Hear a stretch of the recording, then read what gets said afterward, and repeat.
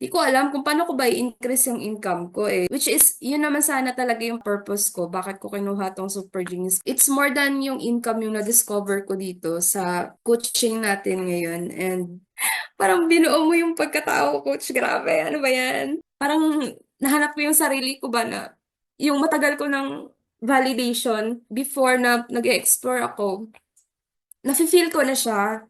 Kaso nga lang, hindi nga siya yung parang career na pinag-aralan ko or career na natural sa mga tao na gawin. Kasi nga, ito yung natapos mo, ito yung gawin mo. This program or yung Super Genius, it validates na itong possible na mga career na to, it will give me not just income but my purpose. Kasi yung parang, yun yung matagal nang hinahanap ko. Ano ba yung purpose ko? Kasi parang kung money lang, may income naman ako, parang kaya ko naman maghanap ng income. But I'm so hesitant because yun yung tanong ko, bakit hindi ko gusto?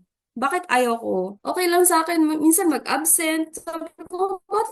Ang gusto ko mag-absent. Kung hindi naman ako mayaman, wala naman akong ganun kalaking savings, pero ba't trip ko mag-absent? Thankfully, naghahanap talaga ako ng answer. Kasi if nag-stick lang ako dun, baka hindi ko nalalaman yung true self ko. So, it's very empowering, itong Super Genius and yung HBP kasi it shows kung sino ka talaga and mas easy mo na accept na ito ka talaga, hindi ka abnormal.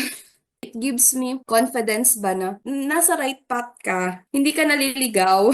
Natural ko pala talaga siya. Ito pala talaga ako. So, I just have to embrace kung sino ako. My uniqueness, my true self. Now, I don't resist yung binigay mo ngayon sa akin kasi ang gaan sa feeling na ito yung highest fulfillment ko. Dito sa na-share mo na highest fulfillment career, this makes sense for me. It validates na, kaya pala gusto ko to kasi dun sa natural thinking process ko, dun siya 100% bullseye, lahat nandun.